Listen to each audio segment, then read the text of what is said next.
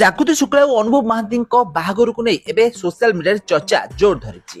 ତ ଗତ ଦିନ ମାନଙ୍କରେ ଆଙ୍କର ଗୋଟେ ଇଣ୍ଟରଭ୍ୟୁରେ ଜାଗୃତି ଶୁକ୍ଲାଙ୍କୁ ପଚାରିଥିଲେ କି ଆପଣଙ୍କୁ ଅନୁଭବଙ୍କ ଝିଆରୀ ଚିକିଲି ମା କଣ ଡାକନ୍ତି, ଅନୁଭବକୁ ତ ସେ ବାପା ବୋଲି ଡାକନ୍ତି, ଆଉ ଆପଣଙ୍କୁ ସେ କଣ ଡାକନ୍ତି ବୋଲି ପ୍ରଶ୍ନ କରିଥିଲେ ଜାଗୃତି ଶୁକ୍ଲାଙ୍କୁ କିଛି ପତ୍ରକାର ମାନେ। ତ ଏହାର ଉତ୍ତର ଦେବାକୁ ଯାଇ କଣ କହିଛନ୍ତି ଜାଗୃତି ଶୁକ୍ଲା, ଆସନ୍ତୁ ଆଜିର ଭିଡିଓରେ ଆମେ ଜାଣିବା। ତ ଆପଣ ମାନେ ଜାଣିଥିବେ ଜାଗୃତି ଶୁକ୍ଲା ହେଉଛନ୍ତି ଜଣେ ଜର୍ଣ୍ଣାଲିଷ୍ଟ ଯେ କି ଦିଲ୍ଲୀରେ ରୁହନ୍ତି, ଆଉ ଦିଲ୍ଲୀରେ ଅନୁଭବଙ୍କ ସହିତ ପାଖାପାଖି 5 ରୁ 6 ବର୍ଷ ହେବ ତାଙ୍କର ଦେଖା ହୋଇଛି। ଆଉ ଏହାପରେ ଜାଗୃତି ଶୁକ୍ଲା ଅନୁଭବଙ୍କ ନାଁରେ ଗୋଟିଏ ବହି ଲେଖୁଥିବାର ନଜର ଆସିଥିଲା, ଯାହାକି ଗତ କିଛି ଦିନ ପୂର୍ବେ ରିଲିଜ ହୋଇଛି।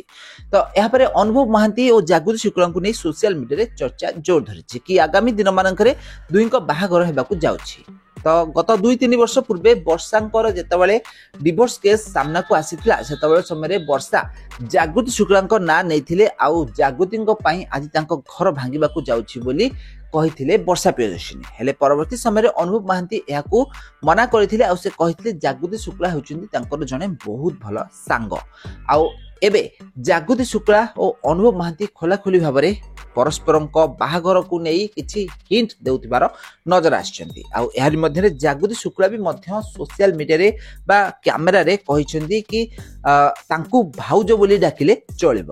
ଆଉ ଆପଣ ମାନେ ଜାଣିଥିବେ ଅନୁଭବ ମହାନ୍ତିଙ୍କୁ ଭାଇଜାନ ବୋଲି କୁହାଯାଏ ଓଡ଼ିଶାର नंबर 1 हिरो ଅନୁଭବ ମହାନ୍ତି। ତ ସେଥିପାଇଁ ଜାଗୃତି ଶୁକ୍ଲା ବି ମଧ୍ୟ ତାଙ୍କୁ ଯେତେବେଳେ ପଚରା ଯାଇଥିଲା କି ଆମେ ଆପଣଙ୍କୁ ଓଡ଼ିଶାରେ କ'ଣ ଡାକିବୁ, ସେ କହିଥିଲେ ମୋତେ ଭାଉଜ ଡାକନ୍ତୁ। ମାନେ ଗୋଟେ ଆଡ଼କୁ ଇସାରା ହେଉଛି କି ଅନୁଭବଙ୍କ ସହିତ ଆଗାମୀ ଦିନମାନଙ୍କରେ ତାଙ୍କର ବାହାଘର ଫିକ୍ସ ହୋଇଛି। ତ ବର୍ତ୍ତମାନ ଜାଗୃତି ଶୁକ୍ଲାଙ୍କୁ ପ୍ରାୟ 35 ବର୍ଷ ବୟସ ହୋଇଛି, ଆଉ ଅନୁଭବ ମହାନ୍ତିଙ୍କୁ ଏବେ 42 ବର୍ଷ ହୋଇଛି। ଆଉ ଗୋଟେ ଇଣ୍ଟରଭ୍ୟୁରେ ଜାଗୃତି କହିଛନ୍ତି କି ଅନୁଭବ ଓ ଜାଗୃତିଙ୍କ ପରିବାର ଲୋକମାନେ ବି ମଧ୍ୟ ଏହି ବାହାଘରକୁ ନେଇ ଓକେ ବୋଲି କହିଛନ୍ତି, ଆଉ ଦୁଇ ପରିବାର ମଧ୍ୟରେ ଏହାକୁ ନେଇ डिस्कशन भी चली।